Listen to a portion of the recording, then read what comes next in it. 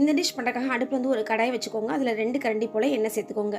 எண்ணெய் நல்லா சூடானோடனே 2 கையில் வந்து சின்ன வெங்காயம் வந்து இந்த டிஷ்க்கு வந்து ரொம்ப டேஸ்ட்டாக இருக்கும்.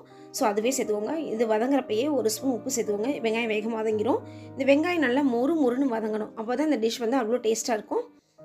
அதுக்கப்புறம் 2 ஸ்பூன் போல் இட்லி பொடி, நம்ம உளுந்து பருப்பு பொடின்னு திரிச்சு வச்சுருப்போம் இல்லையா, அது வந்து 2 ஸ்பூன் சேர்த்துக்கோங்க.